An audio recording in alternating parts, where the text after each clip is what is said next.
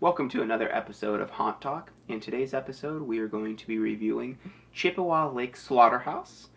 I would consider this to be our actual first haunted house of the season, because we went to the two in Gatlinburg, but this is like the first one that's not year-round. Yeah. That we're going to. And this was our opening night. We just got back from it. If you watch our channel, we've went there the last 2 years. There's probably going to be a lot of repeat places this year just because of, everything that's going on. And so in this review, we're also going to be kind of talking about what it's like to go to a haunted house, during these times, during a pandemic. So yeah, if you're unfamiliar with this place and haven't seen the videos or anything like that, it is actually a haunted house that's in a real retired slaughterhouse. Yes. So the ambiance is real. Just walking up to the places.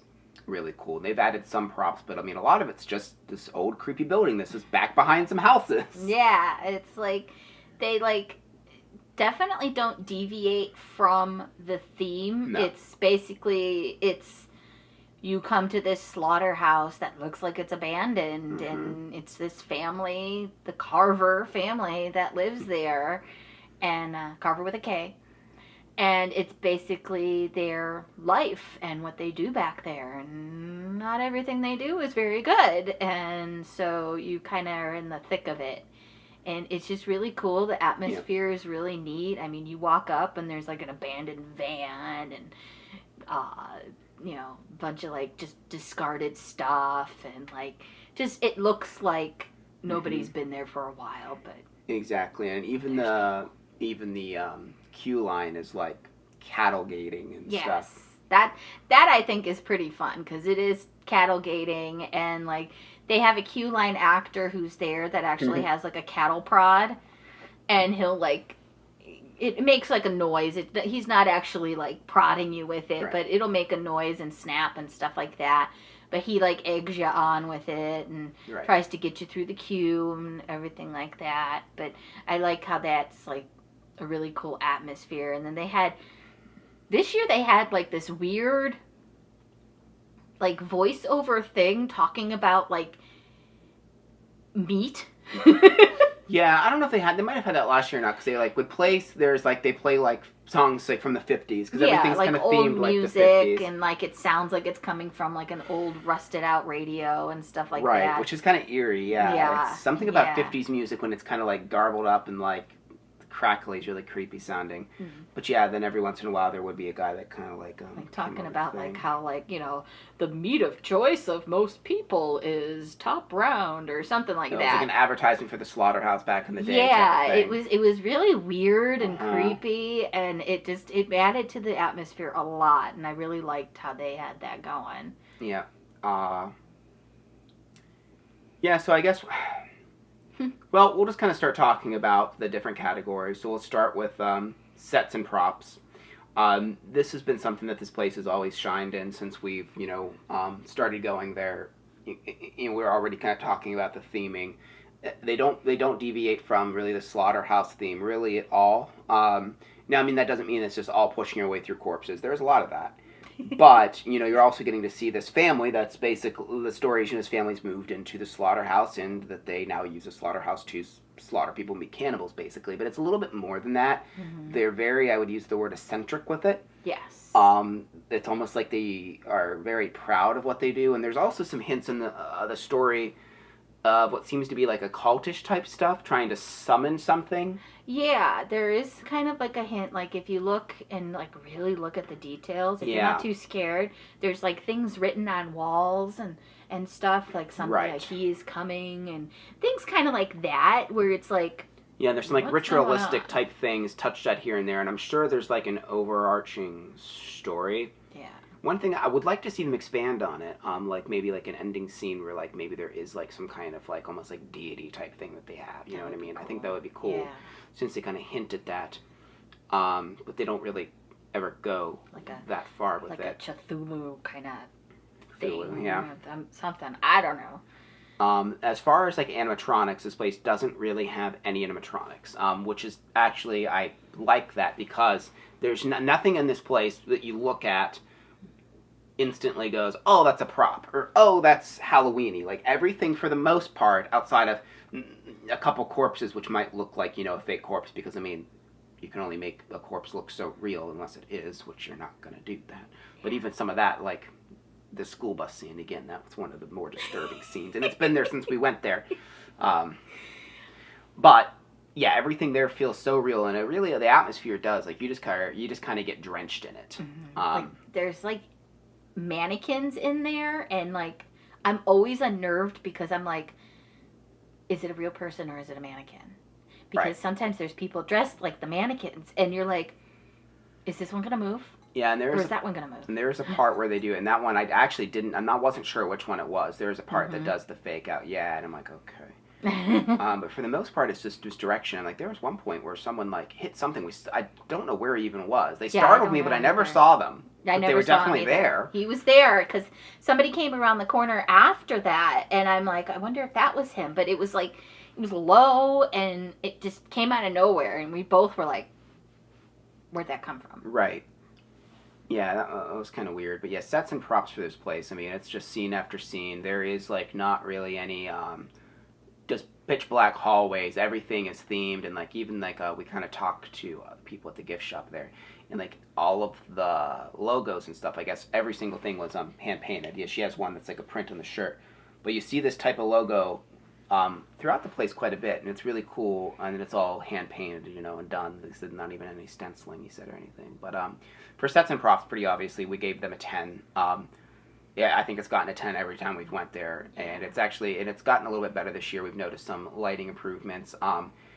They said they expanded. I didn't really notice too much expansion, but I definitely did notice some changes and some like additions. Yeah. Like at one point they had a laser swamp in there. It's not there anymore, which I always thought that didn't fit the place. It was weird. It was like I like laser swamps, but everything else was so on theme. You know. That didn't fit for me, so I'm glad that they omitted that, and you know, it's more just a theme now. They have like an office and stuff you walk through. You get to see a little bit more of the inner working of the families. So the next category is actors, and I guess we'll kind of stop and talk for a second about. So for this haunt, you have to reserve your tickets in advance, and you have to get there at a time slot, and they're supposed to. So they were spacing everyone out. Ended up being about 2 minutes, it seemed like. Well, no, it was about a minute. It was a minute and 30 seconds is what they would set the timer to. You know, and on the website, it actually, I believe they worded as, we guarantee that you will not run into other groups.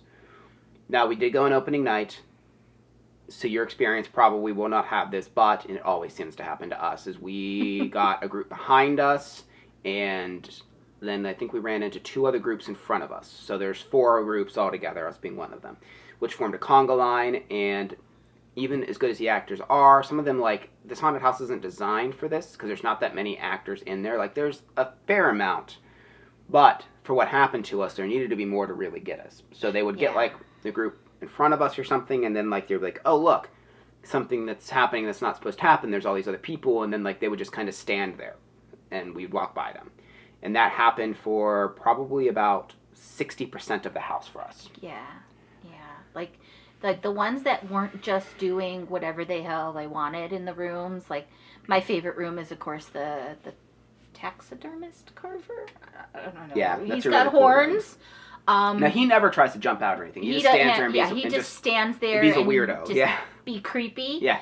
But, like, other ones that were actually, like, physically trying to scare you, they would do the scare, and, they would just literally just stand there. And it's like, no, go hide again, or go do something else. Right? Yeah, be aggressive. Do something. And, like, and some of them were good. There was a couple of them that were good at that. You know. And, again, I don't think, so this was opening night, and I don't think that this will probably happen often because it didn't seem like the groups, because we were waiting in line at the gift shop for a while and it seemed like people were leaving and they were just their groups. And we expressed our concerns because they heard us talking about it to people at the gift shop, and they, basically told us, it was opening night and that this shouldn't be happening, basically, and they offered us to come back if we wanted to for half price. So it's nice that they offered that. We don't know if we'll be able to come back or not. So we're going to try and not take that too much in consideration, but it's also kind of hard not to because we can only rate on the experience that we got. Right. But the actors that were, they were really good. The Q Line guy was good. Yes. And I mean, everyone's costuming was really good. The guy with the baby was really good. Yeah. He ripped it out of the corpse and said, Happy "Happy birthday!" Yeah. Yeah. Want to give it a kiss? And before we caught up to people, almost every actor that tried to scare me did scare me. Yes. Because their hiding places are really great. Yes, they were really good. There's one that I don't remember from before, and he didn't get me, but one of the groups in front of us, I don't even know, he was hiding in this, there's this cart that had cloth over it. Almost looked like something you put donuts, or I'm assuming meat on in this case. Oh yeah. And he would just run at you with this cart. It would just come out of the wall at you. Yeah, if you work in a restaurant, you know what these carts are. They're rolling carts, and you put trays on them. I work at a restaurant, so I knew exactly what these carts were, and I was like, oh look, they're using the rolling carts. That's cool. Yeah, and they were using that, and I thought it was inventive. I know that would have got me if I didn't watch the group in front of me get scared by it. But yeah, so I mean, the actors were really good. We're going to give them a 9. There does need to be a few more because there was a couple rooms that had no one in them. And that's okay. Not every room has to have them, but there's a couple that really could have used it, especially since we caught up with those other people. Mm-hmm. But again, that's, things you're going to kind of have to iron out. And this is new to everyone with having to try and space people like this. But that being said, the haunt has always really only worked when it's just one group at a time. It's not like something like the Haunted Hoochie, for example, if you've been there, where it works well with these long conga lines because there's people jumping out of every orifice. It's supposed to be atmospheric, and it's supposed to be just you and the scare actor type of thing. It's not supposed to be 100 people in a line in one scare actor. It doesn't work that way, but it works really great when people aren't catching up to one another. But exactly. So we'll move on to scare factor, kind of blending into that. Again, they need to figure out a way to make sure that they're getting it spaced and stuff, so you do get that genuine scare. Yeah. We did get them a lower score than last year because of this reason, just because they need to have an alternate plan if this happens. Yeah, there needs to be a way to pulse. There needs to be communication with the front of house, because there were on the walkie-talkie to be hey, there's congestive, we're going to stop and pulse a group in, and they can delay the front group more. This is something that many haunted houses use, and basically it requires an actor or a security person that's not in character to basically pause a group and do that. And especially with, which we'll talk more about the pandemic thing at the end, we'll kind of give a cap on that. But especially with that going on, and you're needing to space people apart, I think this is integral that they somehow incorporate this if they cannot stop people from grouping up. Yes. Because some people walk faster. We try to walk at a steady pace, and then we get people that were literally bouncing on us. The guy was literally on top of Kim. Yes. 6 feet, 0 feet. Yeah, there was 0 right? feet. 0 feet. And so it forced us to kind of go a little bit faster. Now, we were not running. We were just walking a little bit faster than they were, but then we caught up to the other two groups that had already caught up to one another, and then from there on out, kind of tapered off. But again, it is very atmospheric. There's a lot of gore, so if you're not a person that likes gore, this is not the house for you. If you are, then you should go. And if you don't like gore, I don't know probably why you're watching this video. Really. Yeah, it's kind of a thing if you like horror stuff. But yeah, scare factor, we gave them an 8. Yes. All right, and that'll take us to value. So the price did increase.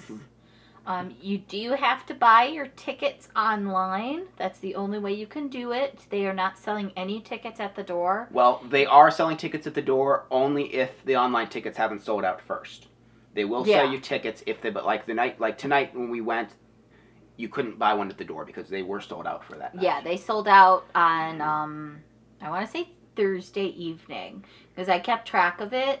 And I believe that Friday, they completely sold out. I think it was late Thursday night, they sold out for the night. And they were only selling so many tickets for the night. Like, I think it was like 450 Right. or something like that.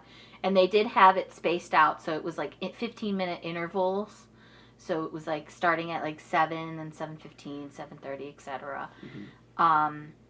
You buy your tickets online. It is $28 plus a service fee because it's online, and you have to have that Right. service fee. It came to $30.53 per ticket. Right. This is a huge increase from last year. Last year it was only 22. That was like 23 or 24. But the other thing is too, there is no option for a fast pass this time since you have to pick a time slot. The other thing is it's $28 today and the next Saturday, but then every other day for the rest of the year it's $30, and then of course plus your service fee. So you're gonna be looking like $32.50 or something like that. Yeah. So you're probably looking at, which is really expensive. It took us about 20 minutes to get through the haunt. I timed it. It's like 1 minute under 20, so we're gonna say 20 minutes. We did kind of get stuck on the conga line, so, you might be a minute or two less. And I think the haunt is worth it, but that is really getting up into the higher tier pricing. And for something like that, you really want to be having like the most ideal experience, which we did not. And again, there's only so much you can do to control that, but it is a thing, and we did pay, $60 for 2 people to go through something that took 20 minutes. I will say that we did go in like almost exactly on time for our scheduled time. Yes, we picked an 8 It's o'clock actually a little bit time early. slot, and I think we went in like a 7:56 was the exact time that the person told us to go. Yeah, so it was a pretty good. So that worked timing. well. That worked well, and they got maybe though we did move through the line a little too fast is what they did. Maybe they should have spaced out a little bit longer, like 30 seconds more per group. It's gonna hurt throughput, but you got to do what's necessary. So for value, we gave them an 8. Right. Less than last year, just because The price Price increase, increase. yeah. And I think part of that is because, I think there's a couple reasons. One reason is they're not going to be able to handle as many people as usual. Right. The other reason is they do not have VIP tickets, which would be the more expensive ticket that you pay for to skip the line. That's not even an option for them to get that money, and it is very expensive to run haunted houses, especially one at the caliber that they run. I mean, this place is just immaculate. The amount of work they put into this place is insane. So that's probably why they increased the price. I'm really hoping that next year, when all this is over or whatever, they can go back to a lower price there and then have the option for VIP again. Right. Because $30 is pretty high. It's quite a bit. Yeah, it's quite a bit. Like, do I think it's worth it? Yes, that's why we still gave it an 8. But that's expensive, especially if you have a family that you're bringing. Like, whew, that adds up quick. Oh yeah. But that brings us to our overall score, which we gave them a 9. Very good, a little bit less than last year, just because some of those issues. But again, we did go on opening night. But it's still a very, very good score. And even though our experience wasn't the best, we gave the benefit of the doubt, because I do think that you guys will have a better experience when you go, just because of the fact that I think they'll iron stuff out after this weekend and next. They were working on kinks and stuff like that. It seemed like they were trying to really get into the mode of it. And again, it's a learning experience, especially with everything that's going on right now. They kind of have to learn from the experience and be like, okay, well, we need to do this. It's all new to everybody, so. And then as far as the whole COVID protocol things, we'll kind of talk about that, because I know it's a point that people are wondering. So, for one, I'm going to say this. If you are scared, don't go to haunted houses. You're not going to feel comfortable. If you're someone that is freaked out and you're one of those people that yell at people in the store when they're not wearing a mask, don't go. You're just going to be upset. There were a lot of people that weren't wearing masks, even though there were signs saying to wear a mask. It is what it is. If you go to the grocery store, if you go to Walmart, that's how it is. People are going to do that wherever you go.